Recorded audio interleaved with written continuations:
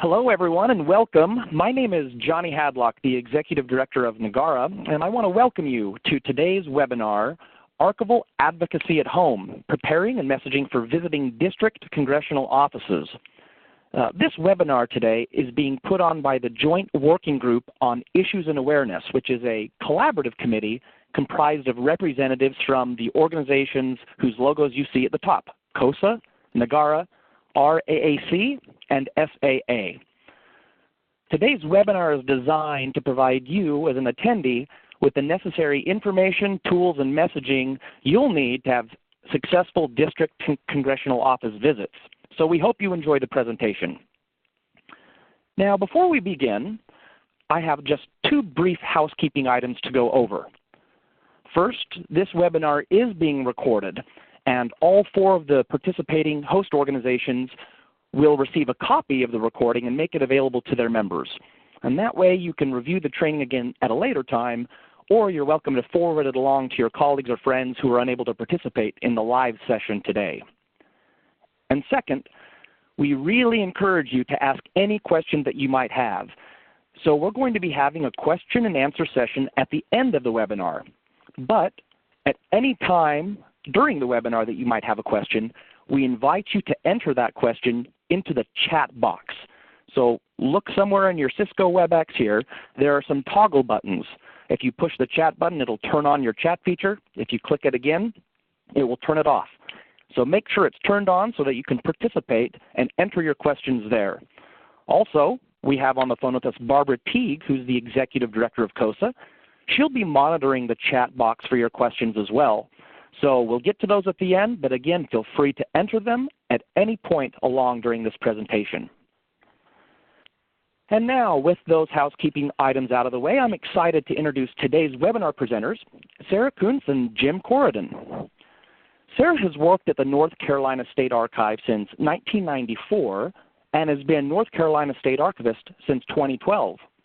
She has a master's in public history from North Carolina State University. Jim is retired as State Archivist of Indiana, a position he held from 2005 to 2018. He's a graduate of San Diego State University. Both Jim and Sarah are former board members and presidents of the Council of State Archivists and were instrumental in starting CoSA's SERI initiative in 2011. They currently serve on CoSA's Advocacy Committee and represent CoSA on the Joint Working Group on Issues and Awareness. All right, Sarah and Jim, thanks for the presentation you prepared today. I'm now going to turn the time over to the presenters, and you can take it away from here. Okay. All right, I'm going to share my screen here, and then we'll get started.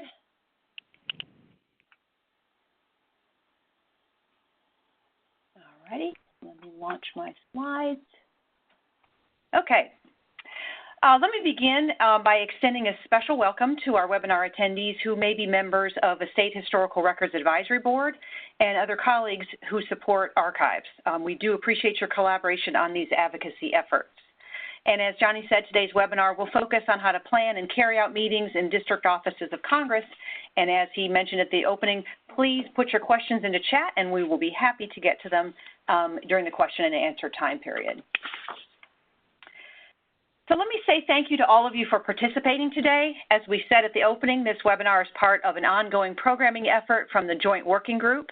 Some of you may be veterans of the successful Archives on the Hill event from last summer that was held prior to the joint annual meeting of our associations.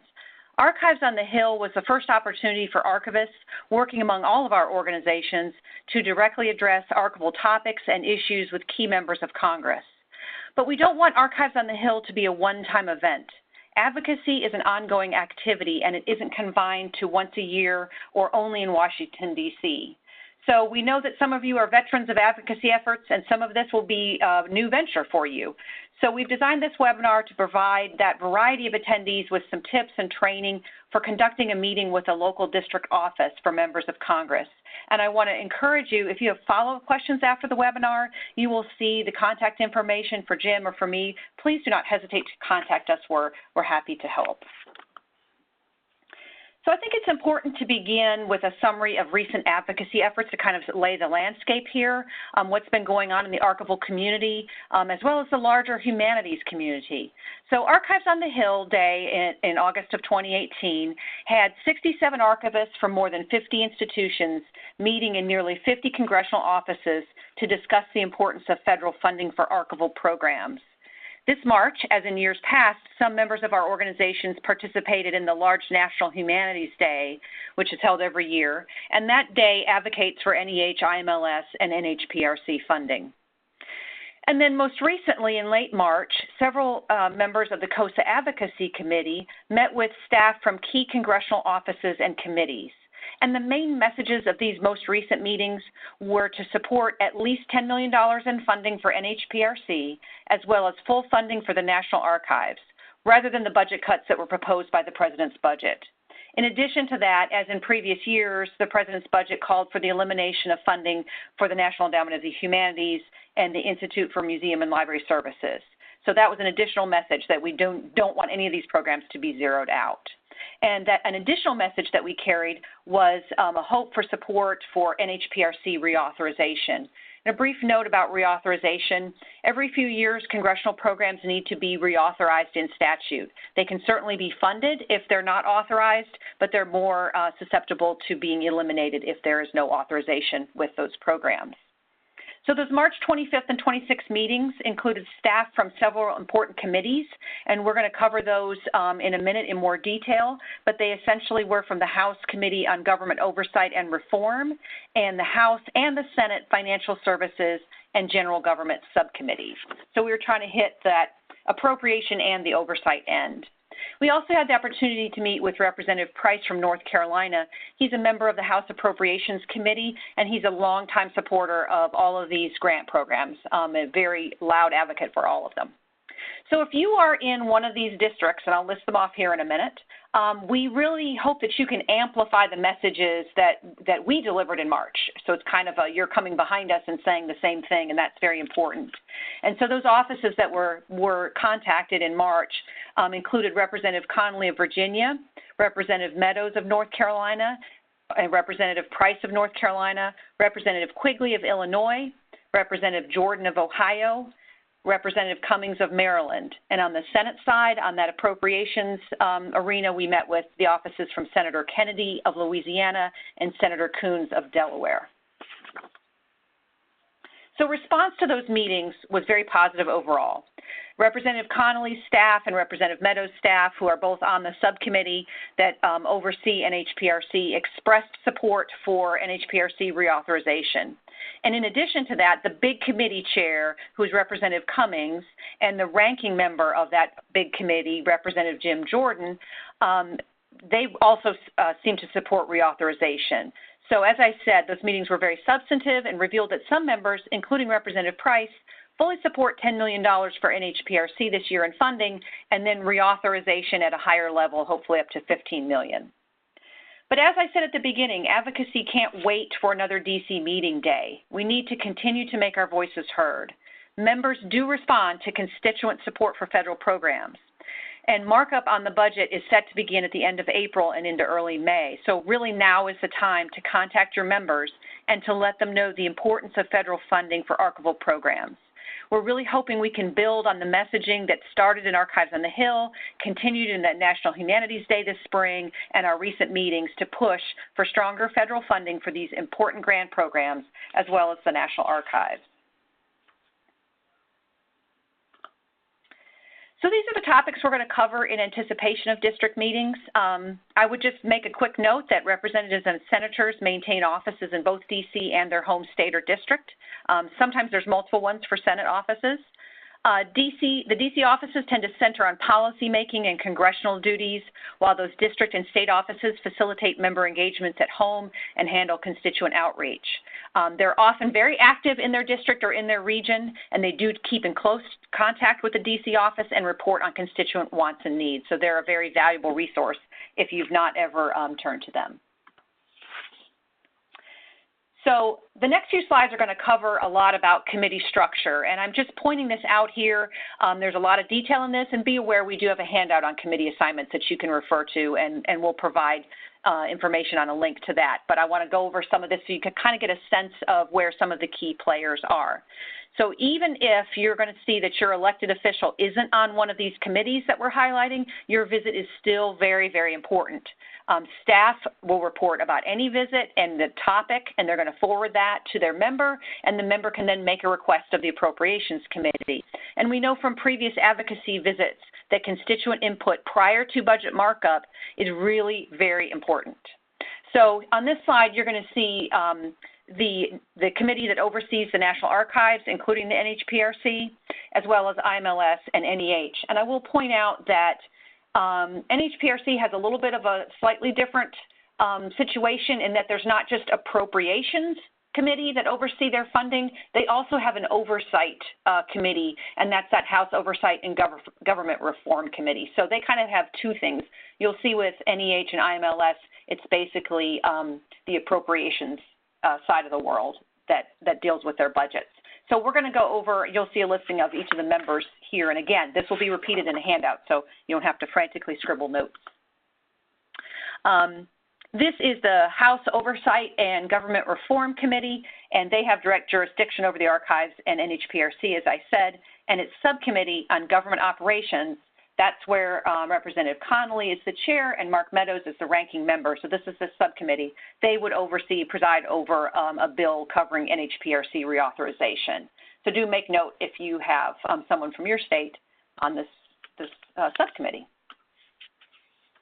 Okay, here is the House Appropriations Committee that's going to determine funding for the National Archives and NHPRC.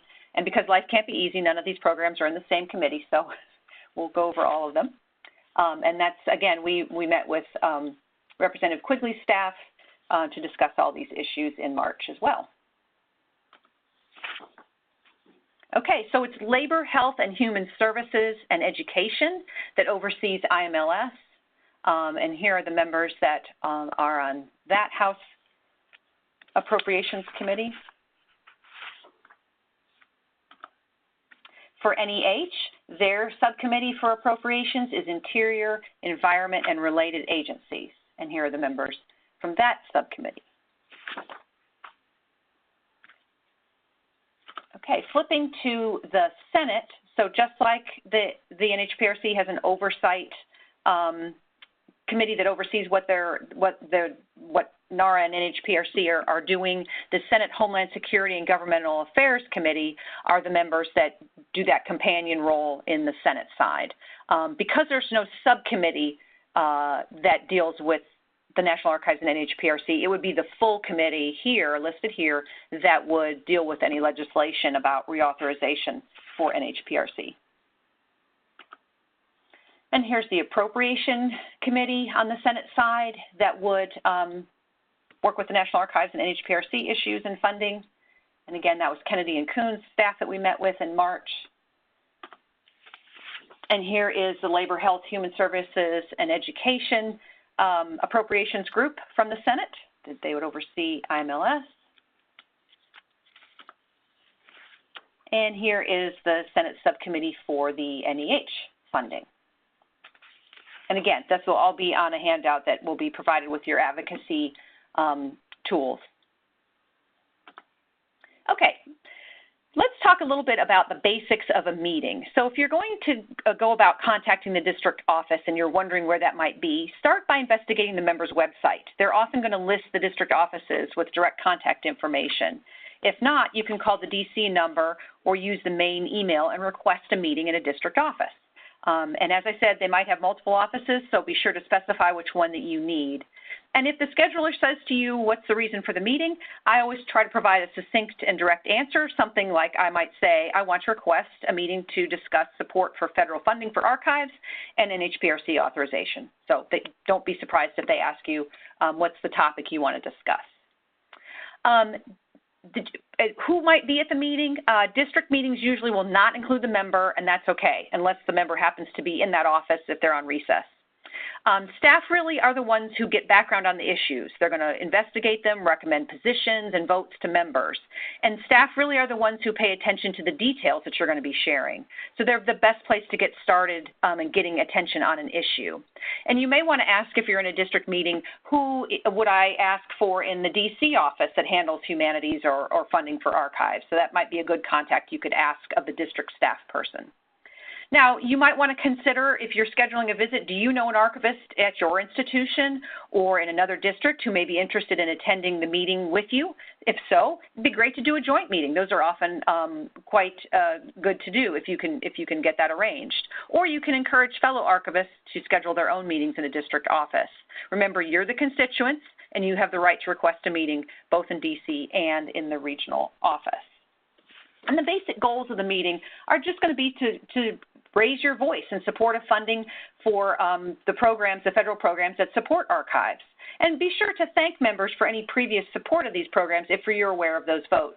So, for example, as I said at the beginning, Representative Price from North Carolina is a longtime supporter of NHPRC, NEH, and IMLS. That's a good place to start. I am aware of Representative Price's long-term support for these programs, and I want to thank him for that. So that's a good thing to throw in there, too.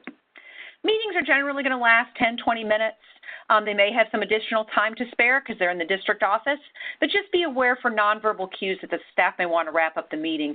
Usually these are extremely polite people, and they're not going to tell you directly that they need to cut you off. So just be aware of any nonverbal cues that you've kind of covered your issues and it's time to wrap the meeting up. Okay, prior to the meeting, be sure that you're going to review the advocacy guide that we'll provide for you. There's a lot more information in there that we can't all cover today, so that's a very good resource. Make sure you know the location and the parking situation of where you're going. You want to make a good impression, so you don't want to be lost or not be on time. So it's important to be courteous and professional. I find it important to understand a little background on the member. That can be good preparation. Read a biographical background. You might want to note any potential connections. Did the member major in history? Did they attend your alma mater? Is there something else that you can make a connection with? What kind of committee memberships and roles do they hold? As I said, are you aware of their history of support for humanities programs? So additional tips on how to research a member's background and voting record can be found in the advocacy guide. Do prepare to bring a business card or two. The congressional offices track visitor contact information, and staff might also appreciate some informational sheets or packets to reinforce your meeting messaging. They really like that a lot. It helps them remember what was discussed. So again, the website and the advocacy guide will have some handouts that we're calling Archives Public Policy and you can feel free to take those along too. They're a good summary of the messages that we're delivering today. This is an optional thing, but if you have a brochure or an image from your repository or something that represents the district from your collections that may be of interest to the member, put that in there. Brochures about your organization's work are also nice to leave behind. And remember, if you are scheduling a joint meeting with colleagues from different institutions, be sure to discuss ahead of time how you're going to handle that so they're not surprised if you've brought an image from your collection and they didn't. So just make sure you discuss those things together. A little bit about the conversation basics and what you're going to do at the wrap-up. I think it's always important to introduce yourself at the beginning of the meeting. And if you have others with you, be sure that they have an opportunity to introduce themselves. And you also want to make sure that you're thanking the staff person for taking the time to meet with you. That's an important point, that they're taking their time to meet with you, and you do appreciate it. You can begin by discussing your institution's impact on the community or any information about the programs that your organization sponsors. If you've received a grant from one of these organizations or been a part of a state historical records advisory board, you might want to be very specific about the importance of that grant or, say, NHPRC funding on your SHRAB board. That's an important case that you can make. You want to consider saying, why are archives and access to these records so important? How do these grant programs help with that? Make your case. Relate it to a member. Jim's going to cover this a little bit more in detail in a little bit, but you want to take some of the talking points from these that we're going to provide you and maybe think about a persuasive case about the impact of federal funding or legislation on archives programs. I encourage you to focus on the positive and frame your case in terms that will resonate with the member, and that might include connecting it to issues of interest to them. or the impact of the program on teaching, research, or programming in your district. So, you do want to consider being direct in your request for the member to support federal funding or programs that support the archives. You may want to say, if I'm going into Representative Meadows' office, I might want to be very direct and say, I would appreciate it if you would support legislation to reauthorize NHPRC. Or if you know the person is on that subcommittee, say, when this legislation is introduced, I would like for you to support it. You can offer additional resources if you have them. You might find that there's something that you can offer back to the staff. Do you have information in your collection that could be of use? I usually say that in congressional meetings from North Carolina. Let me know if our collections can be of use in any of your constituent affairs. Leave some materials behind and offer to provide any information that they might ask for. Ask about follow-up. If you have follow-up questions, should you go back to them, or can you go to someone in the DC office? And thank them for their time, as I said, in discussing these issues with you. Now, some of these things are optional, but I know that they're used a lot in advocacy days. If you're comfortable with social media and you would feel comfortable taking a picture and maybe tweeting about your meeting, make sure you tag the member. It provides an opportunity to recap the meeting, tag the office that you met with, and sort of give them some positive publicity. Had a great meeting today in Representative so-and-so's office. Thanks for listening to me, or something like that. Those are good ways to connect with them. Also optional, but if you know of an event that you have at your institution or in your district that you'd feel comfortable inviting the office to or the member to, please do that. Maybe you're comfortable giving them a tour. Extend an invitation to the elected official and the staff member. They might like to know a little bit more about what's going on in your institution. And then at the end, be sure to follow up with a thank you email to that person. And if you promise to send along any additional information, make sure you do that. We do have a sample email message in our advocacy guide that you can use to kind of craft that basic follow-up. And finally, it is important for you to follow up with us too, and we've created a Survey Monkey that you can use to just give us a little bit of feedback about your visit and what happened, so that we can look out and see if there's any challenges we might face or opportunities that we might be able to capitalize on, track any individual or elected officials' concerns. So we are looking forward to that feedback, and if you follow up with us in that online survey, you'll get an I'm an Archives Advocate pin too. So that's your special reward for letting us know how it went.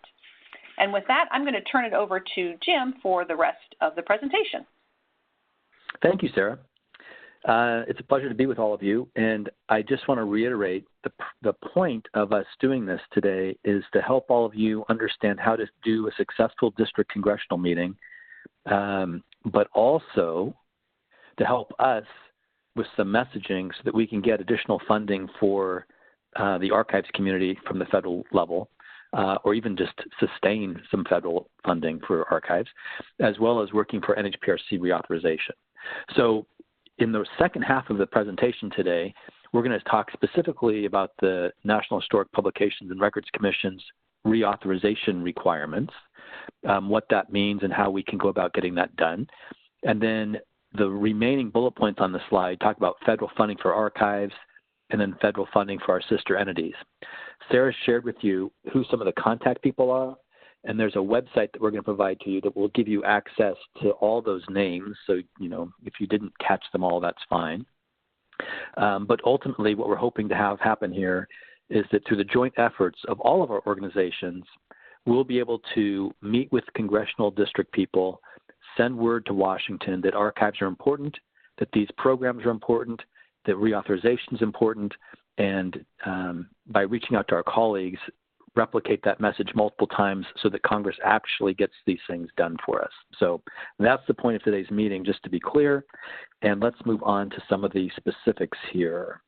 Sarah, if you'd go to the next slide. So NHPRC reauthorization specifically. Reauthorization lapsed in 2009. So it's been 10 years. Reauthorization usually happens every 5 years. So we've gone through 2 cycles. There was efforts in 2009, 2010-ish to try to get NHPRC reauthorized. There's a really unpleasant public hearing, a congressional hearing in D.C., which made it clear that there was going to be opposition.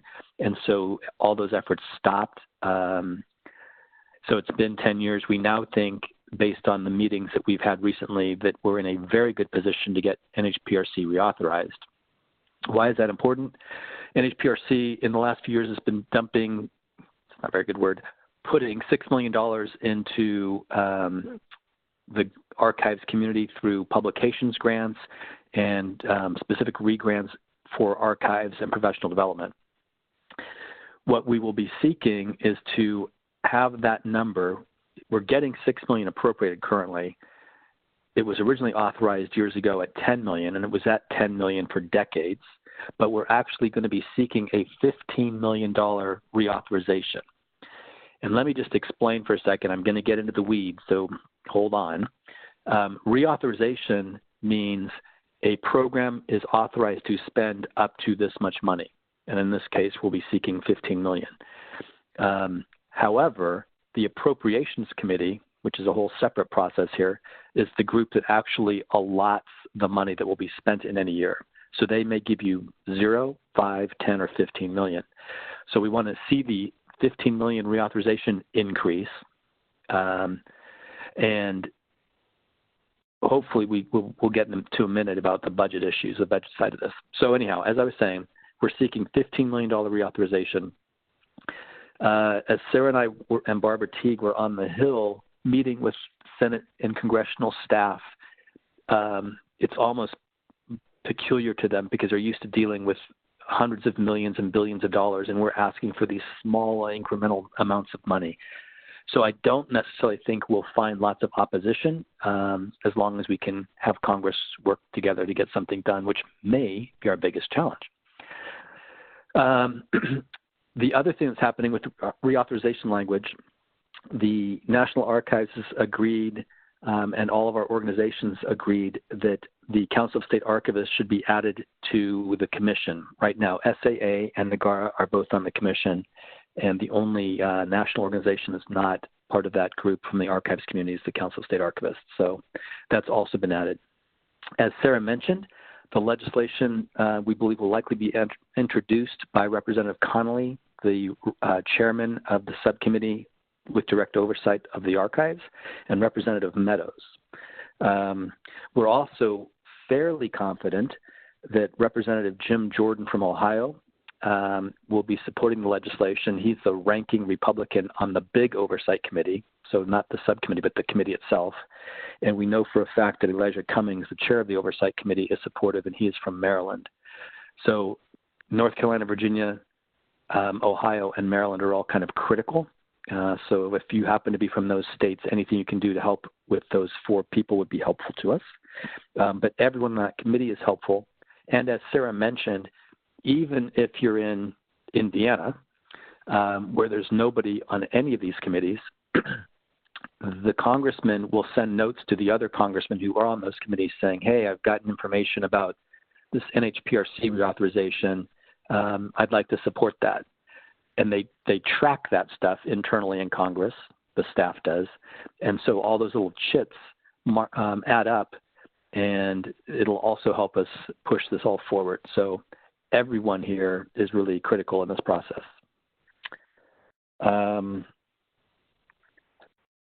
The next thing I want to cover is the federal funding side and why this is important to us.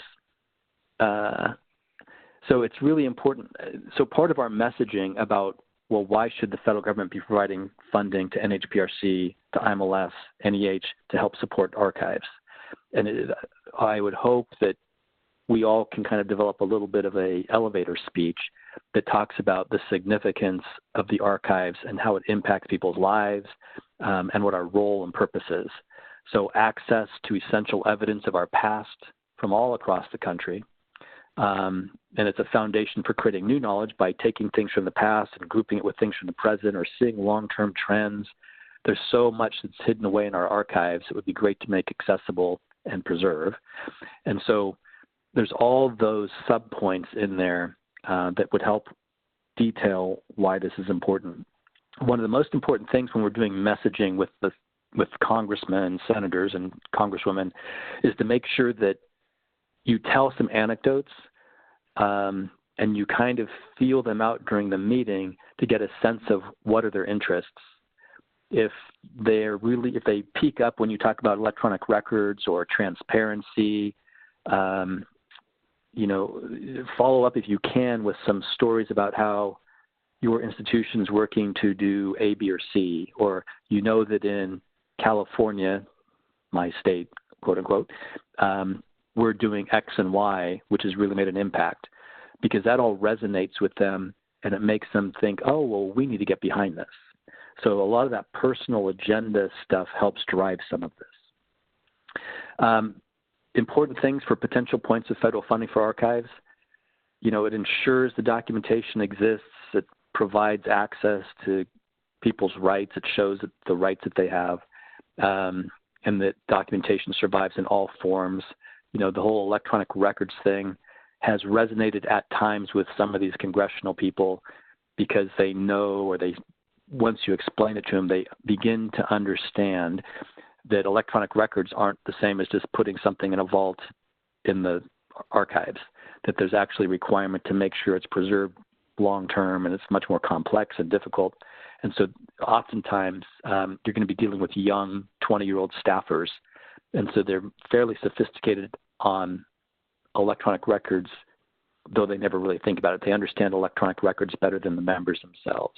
So another big point for archive funding, generally we have found through NHPRC grants and others that archives funding tends to create jobs and stimulates the private support.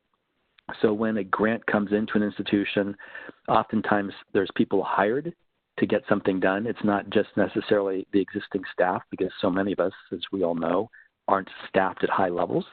So a lot of the grant funding is actually going to bring in new people and put them on the payroll, or even temporarily. Another big talking point, and it's especially relevant now, is the importance of a lot of our original primary documents being able to be used in elementary school, middle school, high school curriculum, and also supporting civics. Congress is really big on civics education, and so a lot of the governmental archives and even the universities and others that hold important documents related to how government was formed and how things operate, or congressional papers, all of that plays into this primary source civics education component. So the key, though, is, and we'll talk about this in more detail in a second, if you can provide examples from your state or region or your institution that would impact the Congress or the congressional district, these are grant funds that actually came to North Carolina or to Mark Meadows district or whatever. There's some specific examples that North Carolina has where their SHRAB has received grants to assist more than 20 cultural institutions in having selected collections scanned and put online on a portal for documentary resources, as an example. So it's having broad impact across that state, and it's something that you can then point to during the meeting and say, you can check this out if you'd like. Every single state, and I believe 4 of the 5 territories in Washington, D.C. have all received NHPRC grants, for instance. So there's examples from just about everywhere where these grants have made an impact in the state, and oftentimes in each individual congressional district. So in a second, Sarah, if you'd go ahead, there's I'll show you in a couple of slides, there's some resources that we're going to provide to you that you can link to, and they will share with you how to access some of these different search databases where you can see who's gotten grants in states and so forth. Federal funding is critical for archives and archivists, and we need to make sure that you support robust funding for NHPRC, NARA, IMLS, and NEH.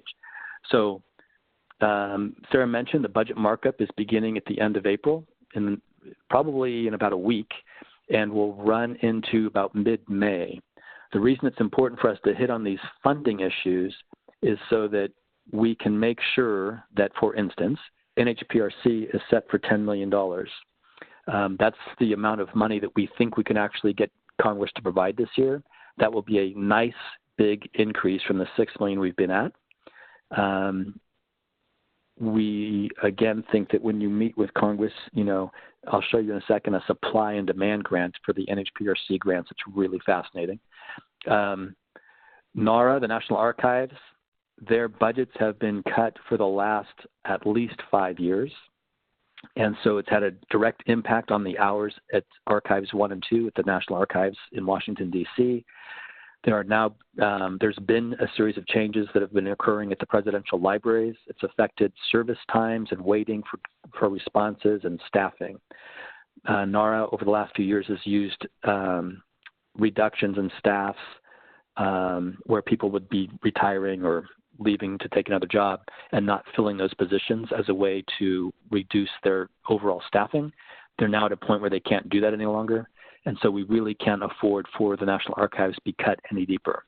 And I've shared all this with you because these are in part some of the message that I'm hoping you'll be able to share when you meet with these district people, because these are really some significant problems that we're dealing with here. And if these things continue, the National Archives is going to really struggle.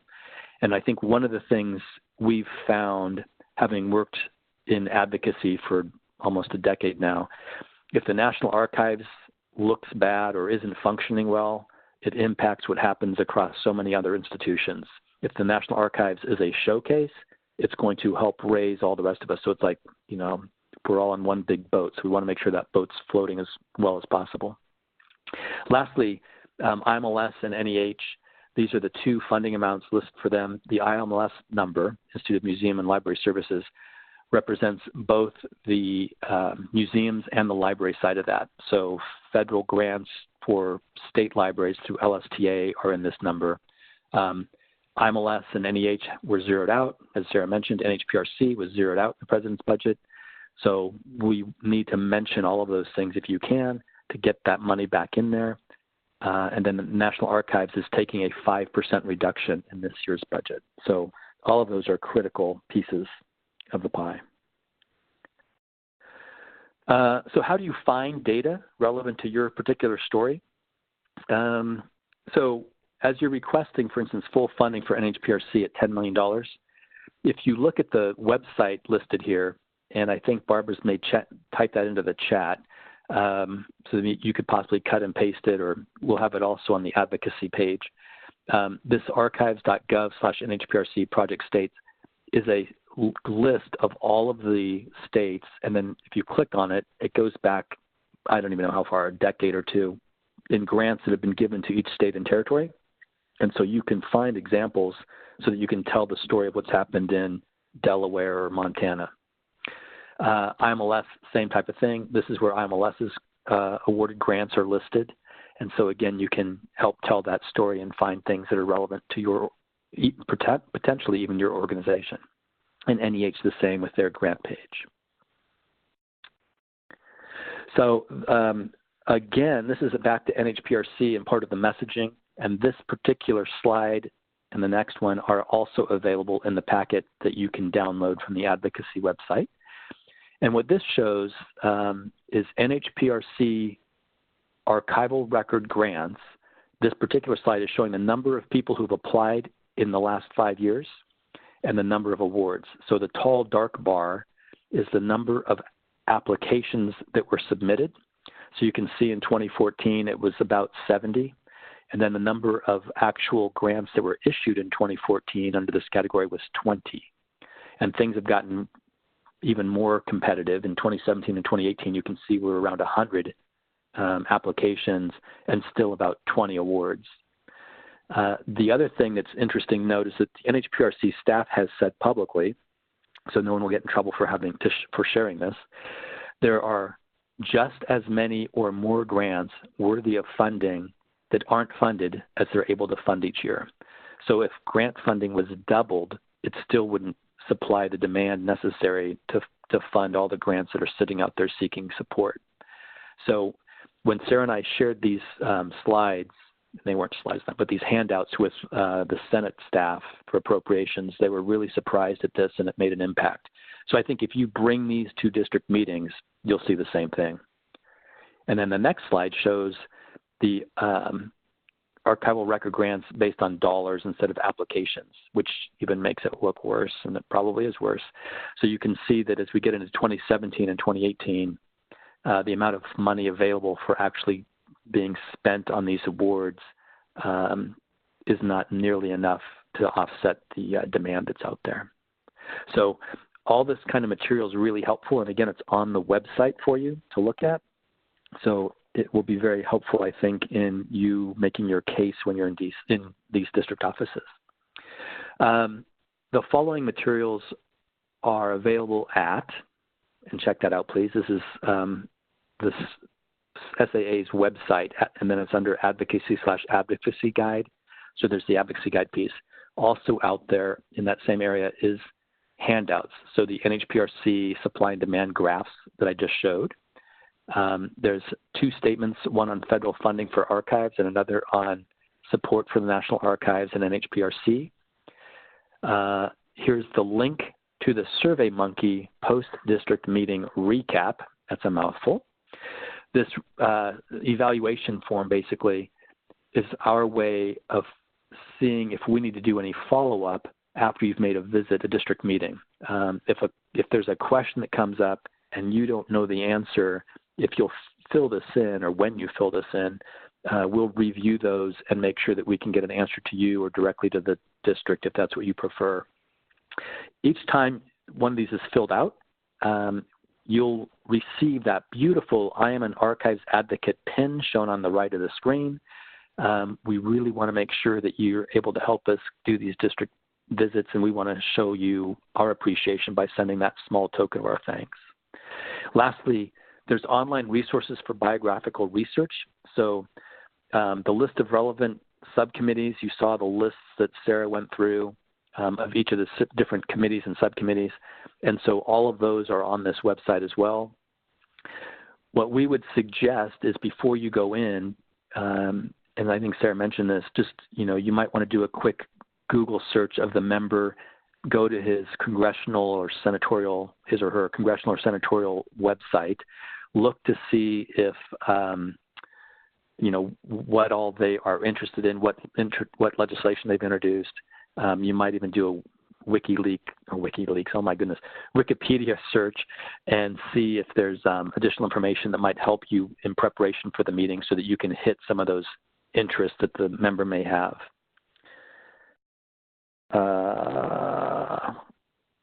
I do want to mention before we go off of this slide one other thing.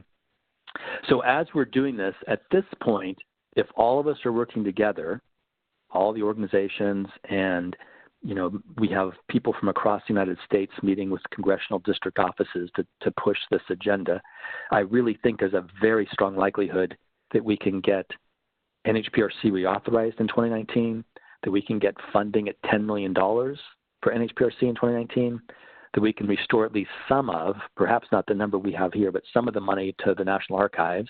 And the same is true for IMLS and NEH, which, at this point they're zeroed out, so they'll be happy with whatever they're ending up getting. But, and here's the but part of that, we may face two problems. One would be if at the end of the year the budget process is all mucked up like it has been for many of the last 2 years, and we end up with a continuing resolution, that means even if the House and Senate both say, oh yeah, $10 million for the National Archives NHPRC program, if a continuing resolution is adopted and used for the remainder of the year, then it'll only be still at the $6 million. So we may have to go through this process again. So sometimes, this will be a shock, but sometimes Washington can be dysfunctional. The second thing is that in the House, the Oversight Committee that Elijah Cummings and Jim Jordan are chair and ranking member of, and Mark Meadows and Jerry Connolly are serving as the chair and ranking member of the subcommittee for, that is the most partisan committee in the House, and it particularly focuses on investigations of the executive branch. And so, if we can keep them focused, at the moment, they're all supportive of moving this forward, but that's why we need all of your support, because if they're not hearing from anybody, this issue may fall right off the radar. So if we can keep them focused, we can probably get this done. But clearly Washington has lots of investigations they want to conduct, and so we really need your help here. So thank you, and thank you for helping us out there. So if you'd go to the next slide, please. So before Johnny cuts back on with this question slide, I wanted to mention to you, here's Sarah's contact and my contact information. You're welcome to email us if there's additional questions or if we were unclear or you didn't want to share something in the general question box, but I would ask you to because other people may have the same question. We'd also like to thank the Council of State Archivists for developing today's materials and SAA for hosting the website, which has the advocacy information on it, and NAGARA for hosting today's webinar. Thank you, Johnny, and the staff from NAGARA. And also the Joint Working Group for Advocacy and Awareness for all that they do to help keep us all together as we move in the advocacy arena. So thank you to all of them, and earn one of these beautiful buttons. We'd be happy to give them all out and then some. So thank you very much. Next slide, please. Yeah, so just to wrap up with this, you know, effective advocacy is year-round. It's all the time. We can't just do it on the fourth year that all of us are meeting in Washington, D.C. So it's really important that we continue to communicate. Be sure to add the office, by the way, when you do visits, if you do a visit, add that office to your organization's email or newsletter or whatever so that they kind of remember that you're out there. All too often the archives kind of vanish from anyone's attention. So whatever you can do to help make sure that archives are ever present and in front of the Congressional people, that would be great. So with that, Barbara and Johnny, if you want to take over for the questions or see if there's questions for us to be asked, that would be great.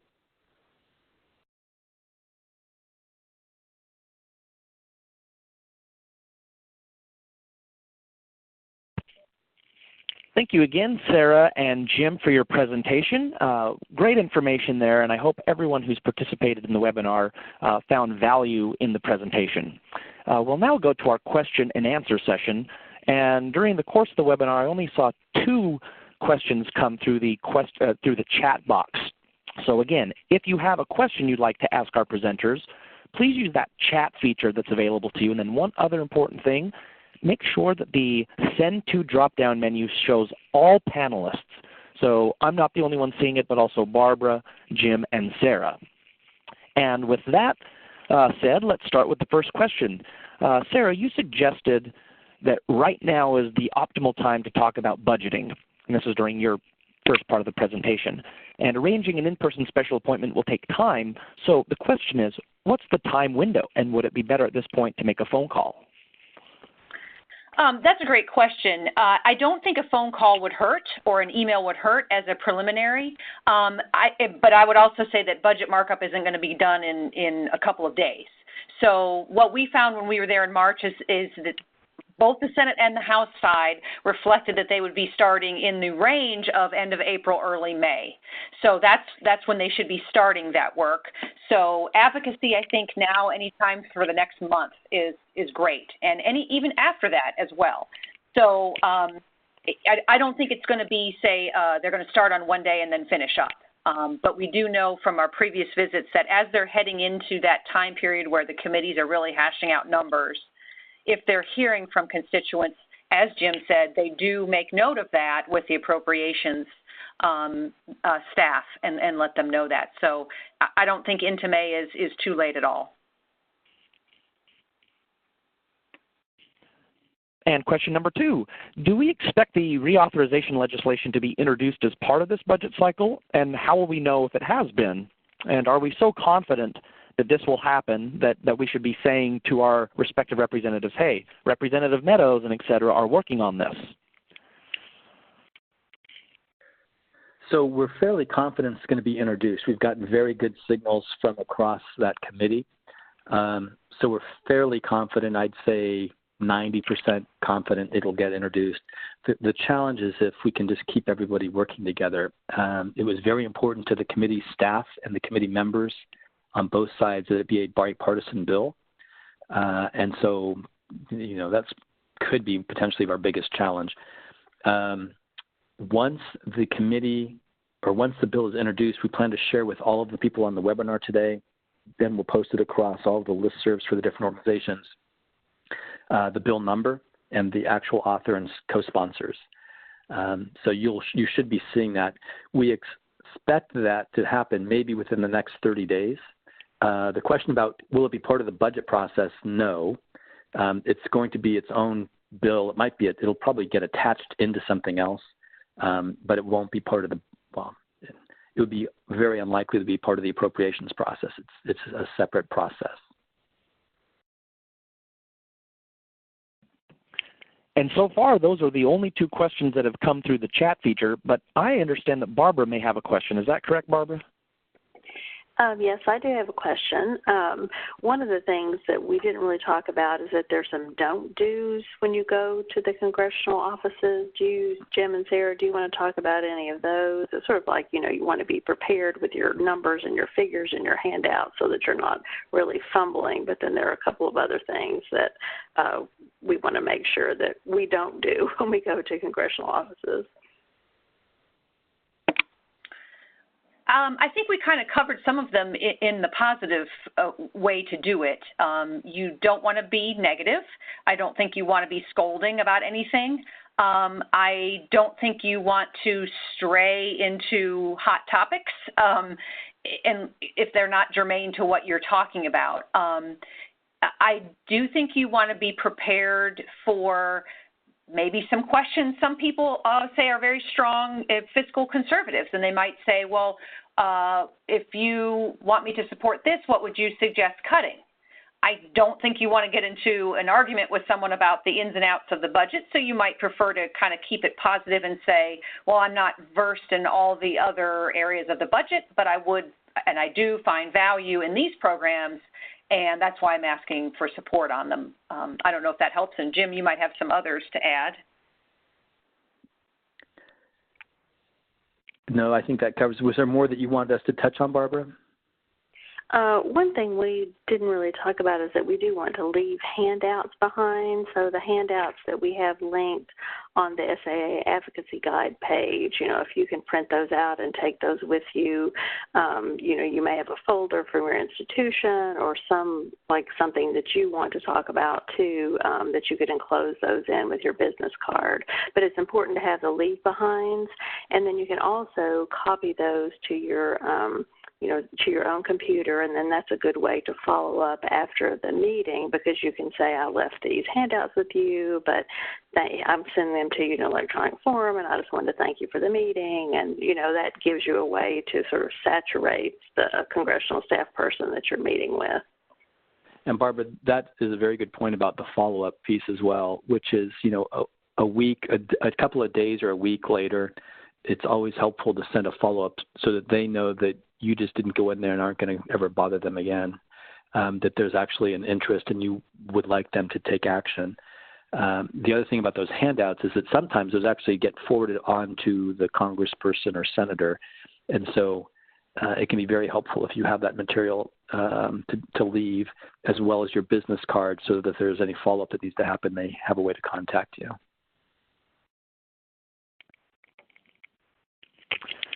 Yeah, and there's a question that just came in, and I apologize I haven't posted it. It is, was IMLS recently reauthorized? And if so, what is the funding level of that reauthorization? So IMLS was reauthorized at the end of the last congressional session. And Barbara, I don't know if you have the number. I don't remember the number. But they were reauthorized. Go ahead. I'm not sure their funding authorization level changed from what it had. So you think it was level from what? Yeah. I think it was, but I don't have it in front of me. But the good news is it was reauthorized, and it's more controversial than NHPRC. So we also think that may help us through this process. I thought one other. Go ahead. I was just going to say, one of the things that we didn't share with you, I don't think directly, is that we're kind of fortunate in that Congressman Meadows, who's the ranking member of that House subcommittee, is one of the most conservative members in Washington. And his support of NHPRC, which is extraordinarily strong because he served on the commission, is going to probably be very, very helpful with us in a way that the Republicans and the fiscal hawks may be much more willing to support it since his name will be on the bill, hopefully. So I just want to share that. Go ahead. I forgot what I was going to say. I'm sorry. I had another do or don't. Sorry. And it looks like we've posted the reauthorization language for IMLS in the chat box if any of you would like to follow up on that. Well, I really posted an article from ALA about it that then links. So you have to follow a couple of links, I think, to find the actual amount. I don't see the amount, but we do know that it was reauthorized.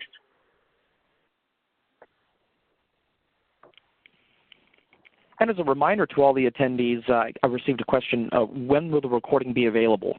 So obviously it's the live session now. It'll take a couple of hours for this to be downloaded from the website, and by tomorrow morning I hope to provide this to each of the 4 organizations listed at the top of your screen. And then from there, it's up to them how fast they can get this recording and the webinar presentation up online. And I imagine everyone would like to do so as quickly as possible. So expect it by tomorrow at the earliest. And thank you for that, Johnny. And then we do have a couple of different ways to access it. When it goes to CoSA, it goes in our YouTube channel. It's going to go in SAA's learning system where you go to classes on demand. And then NAGARA, I think it goes to your advocacy page. And RAAC, I'm not sure if their web page is supported through SAA, so that's probably not going to be sent separately. But we will have those 3 ways at least. Oh, Mary Rubin, thanks for chiming in. She said that she can post the recording to RAAC. So Mary, will you please email me, info@nagara.org, and then I'll have your email address, and I'd be happy to get that recording to you. Also, you can see as panelists the other question that came in. Your list of federal programs didn't include Save America's Treasures, which was also zeroed out. Are there any sources of information on that? So that is a historic preservation organization primarily, and a little bit outside of our scope.